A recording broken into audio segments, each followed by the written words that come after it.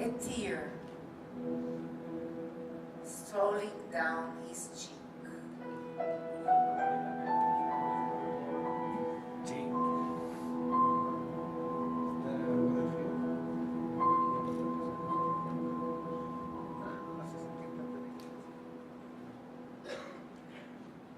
The concert was over. 3,000 people went home. And we remained just the two of us, my father and myself. And now my father gives me the sign. And I go down from the stage and lean on my father's wheelchair. And my father is making a huge effort to whisper to me.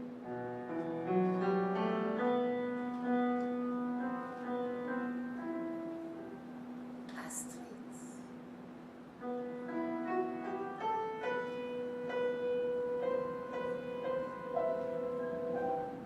This is not another concert.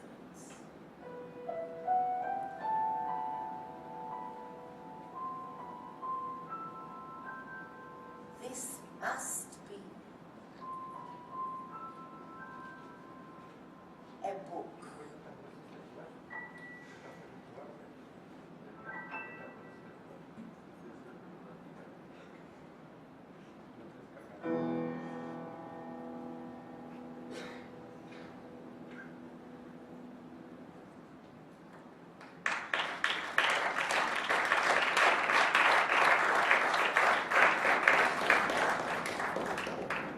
A book? What shall I write in this book? How did we steal the melody of Hatikva from Smetana? Is that nice for the Jewish people? To steal and borrow the melody of the national anthem? But this is what my father said. And a year later, he passed away and did not leave me a will. That tear became my will. And now I had to do it. I had to write something about Smetana and the national anthem. I thought to myself, a book. There is not enough material here for a book. I will write an article and publish it. It will take me how long? 2 months? Okay. So I sat down in the summer vacation. I thought it will take me 2 months. And it has taken me 8 years. And I was ashamed. Ashamed because I saw that I didn't know anything. Well, of course I knew what you all know. I know it's called Hatikva.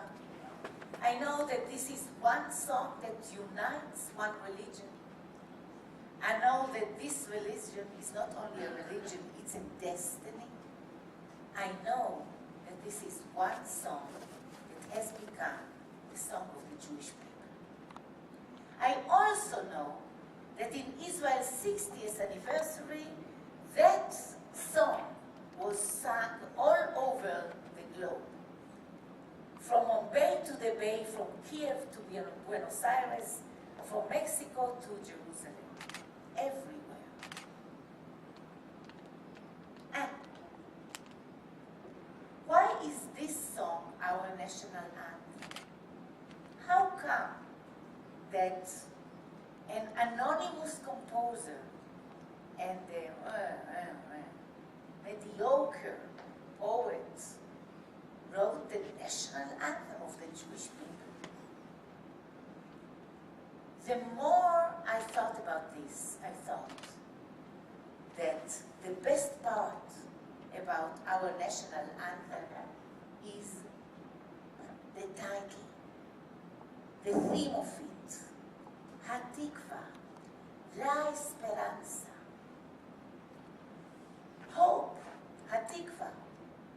is a very, very strong word. In Spanish, you say, la esperanza es lo último que se pierde. And in Jewish wisdom, you say, there is no life without hope. Hope is the belief in a better future. Hope is the belief that tomorrow will be a better day. And even the rap singers of Israel today sing that the dream will die if hope is denied. The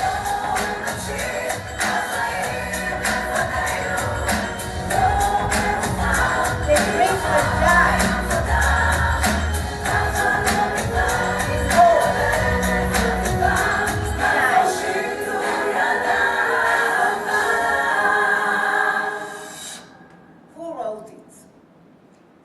Hatikva. There are 3 signatures behind the national anthem. The words are by the Naftali Herz Imper. The music is by the most famous composer on earth, folk, nobody knows. And the orchestration is by Bernardino Molinari. 3 signatures, not even one is correct. The words are by Imber? No. Half of the words are by Imber. Half are by Matmon Cohen. The music is folk. What do you mean by folk? The Jewish people got up in the morning and invented this melody. Or maybe when you say folk, you mean that it is stolen from so many other folks that you say folk. And the orchestration is by Bernardino Molinari. My father would have said, Molinari? This is not a Jewish name. This is the lyrics. Until here, our hope is not yet lost. עוד לא אבדה תקוותנו. 5 lines, they are by Imber. And they survived 136 years. Why? Because every word comes from the Bible. כל עוד בלבב נפש, לבב נפש. ואהבת את אדוני אלוהיך בכל לבבך ובכל נפשך. This is from the Shema Israel prayer. נפש הומייה, this is from the book of Psalms. ולפאתי מזרח קדימה, this is from the book of Genesis. עוד לא אבדה תקוותנו. Our hope is not yet lost. That from Ezekiel, vision of the dry bones. When the dry bones in the valley of the dead say, we lost hope. And God tells them, I shall still bring you to the promised land of Israel. 5 lines survived. What about the music? This is the music. 5 lines. Also 5 lines. What can I say about the folk melody here? I can say that it's a strange melody. On one part, it is very simple.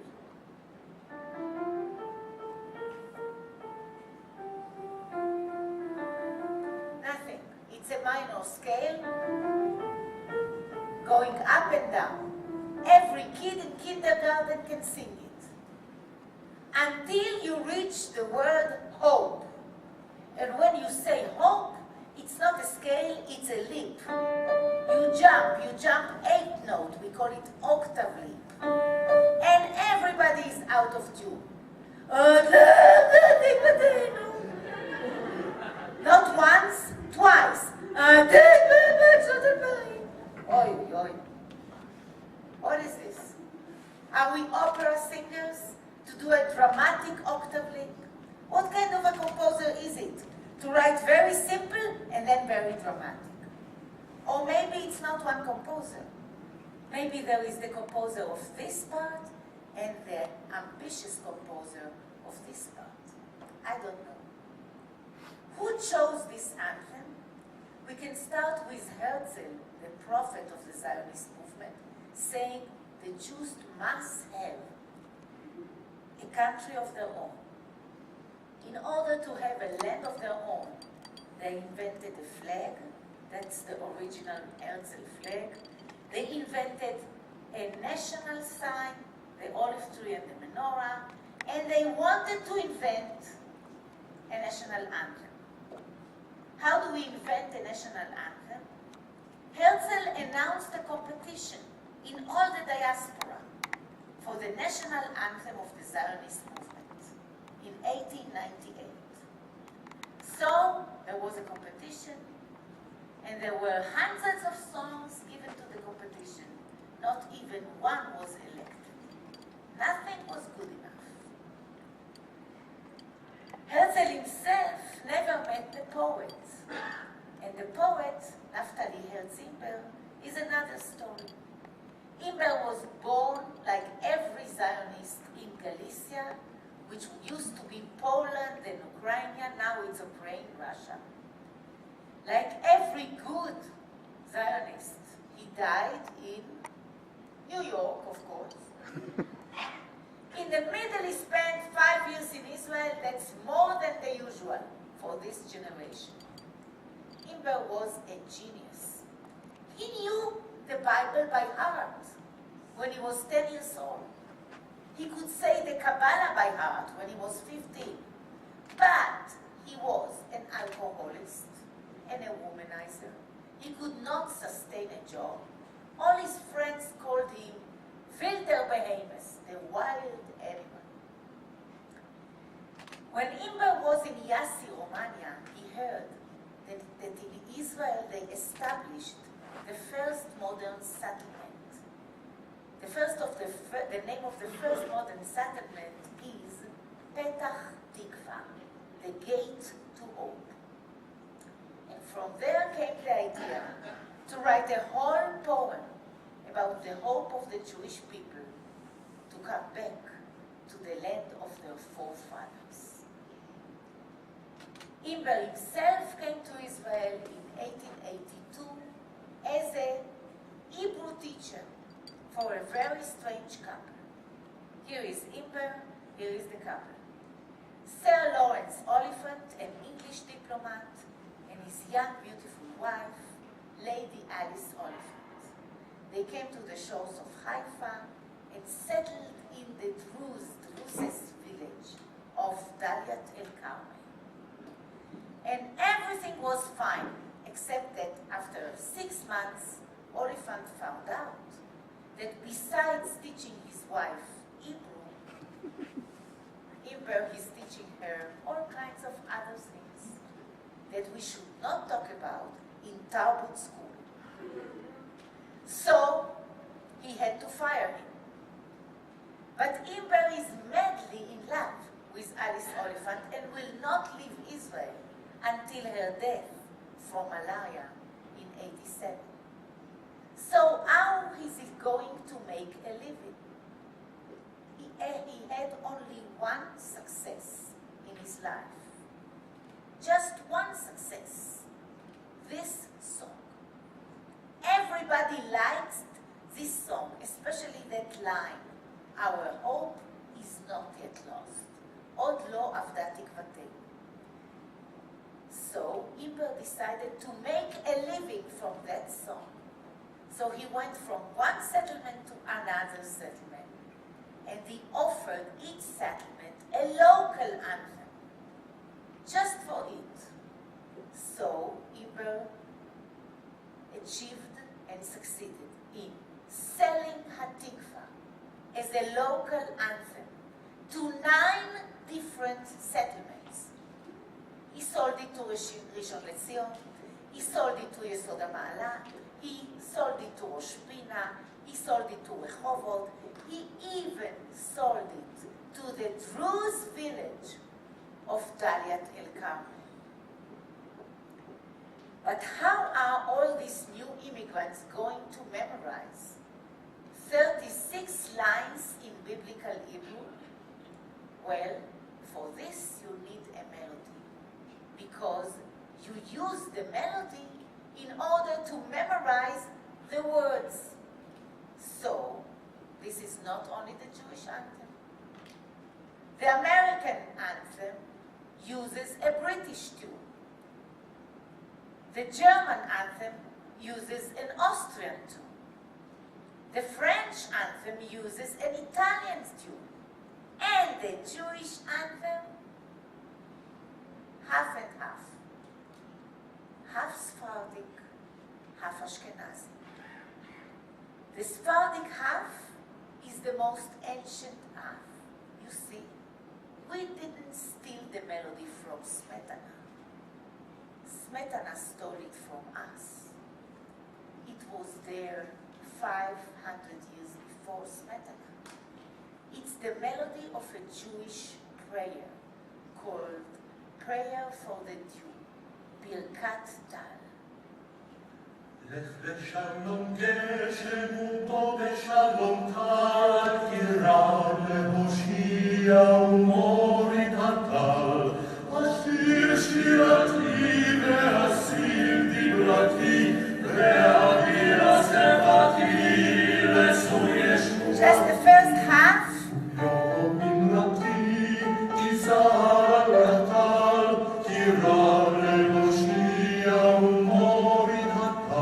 Is a Sephardic tune from the 1400s. And the second half, with the ambitious octave leap, this comes from Rishon LeZion, from an evening of Imber in Rishon LeZion. He loved Rishon LeZion because there was a winery there. So he spent hours to teach the new immigrants Nefesh Yehudi Homiya, and they never got it. They used to say never Nefesh Yehudi, meow, meow, meow. So he had to give them a sign. Homiya, it's like the Romanian expression Hoisia, which is what you say to your donkey or to your horse. Hoisia. So, Hoisia, Homiya, Hoisia, Homiya. And that made them remember with longing an old Romanian tune that goes like that in Romanian. Back electricitate ce ferrate și vapor, că nu arau aflate, mergeau toate pe resor. Căci bătrânii erau moi, își minau carul cu boi.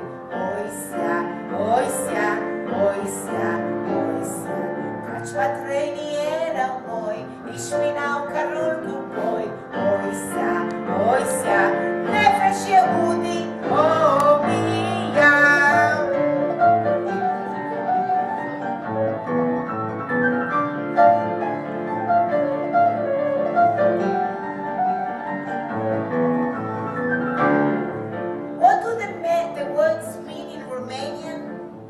No connection to the Jewish people at all. It's a love song for Romania. It goes like this. Romania of my heart, bring me back my oxen cart. Oisia, oisia, Nefesh Yehudi, Homiya.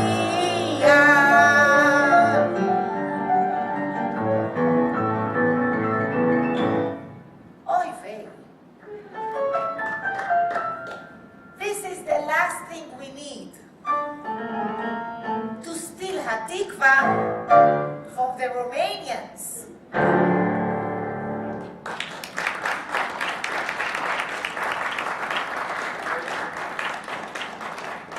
Gracias.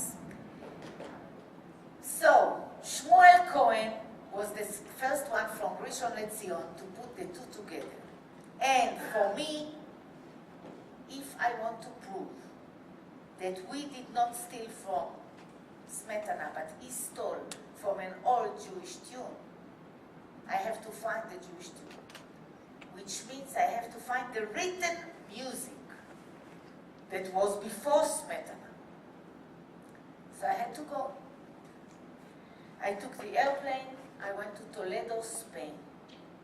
And in Toledo, Spain, they told me, if you want an evidence, the only place where you can find the music is the oldest synagogue in Europe. It's the Portuguese synagogue Etz Chaim in Amsterdam. Maybe you will find the music there. Well, I found it there.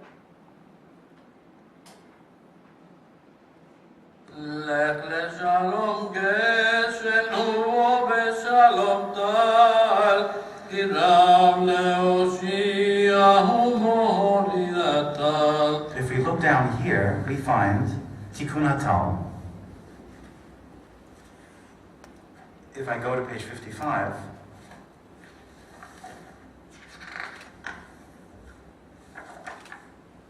we see Tikkun HaTal in the melody which you were looking for. לך לשלום גשם ובו בשלום טל, כי רב להושיע ומוריד הטל. אשיר שירתי ואשים דברתי, ואגבירה שפתי לצור ישועתי.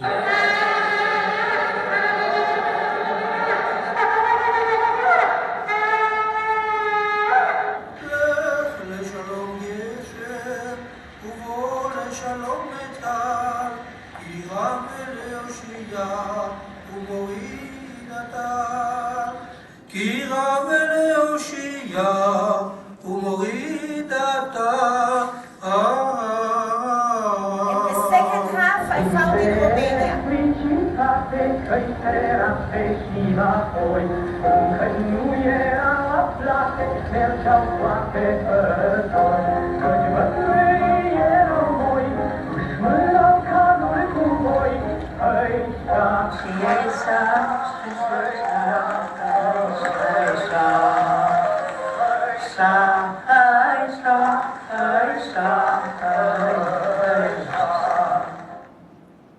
Lights. So, you know, you can expel people. You can even kill them. But you cannot tear the music and the prayer from their heart. The Jews were expelled and were spread all over Europe. They came to Italy with their prayers. In Italy, they can tell a good melody. They heard this melody and made a love song out of it. It was a hit, a top hit in the 17th century. Goes like that. Fuggi, fuggi, fuggi, amore mio, fuggi mio amore. In the 18th century came to Italy a child prodigy by the name of Wolfgang Amadeus Mozart. He heard this melody and thought to himself, this is a good melody.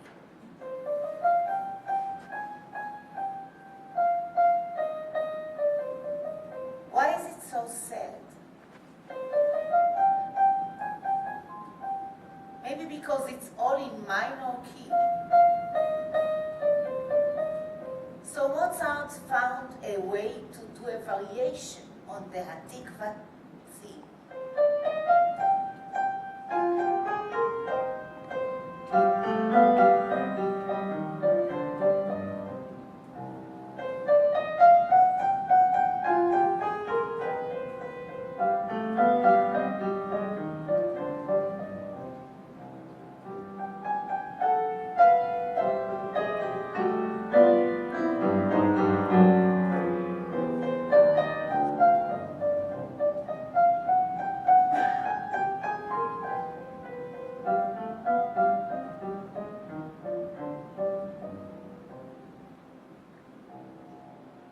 Mozart finished his studies in Italy and went back to Vienna.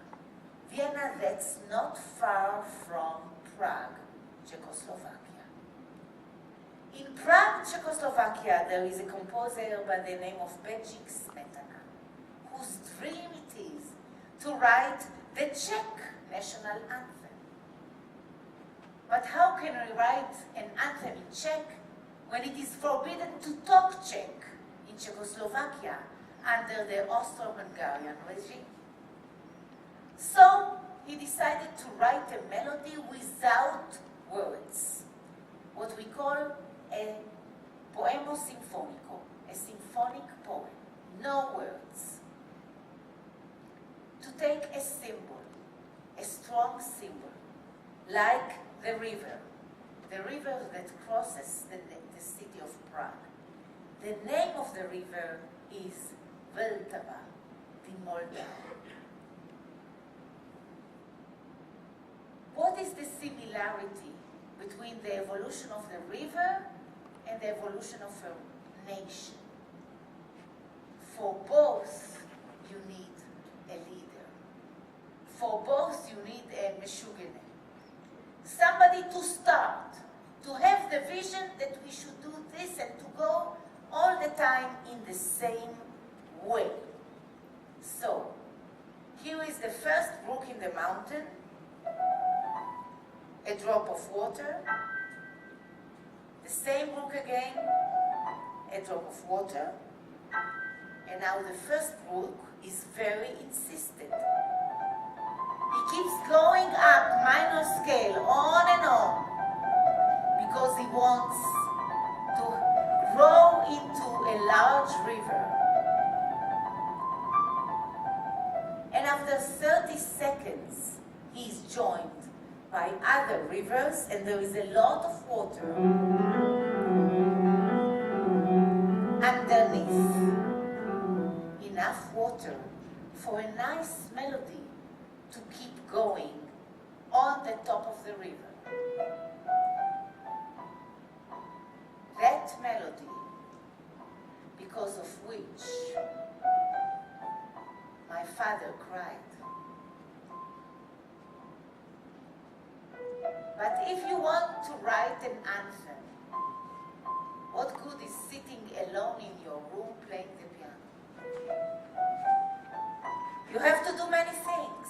You have to bridge between the people and the rivers. Therefore, you need a symphony orchestra. And the only question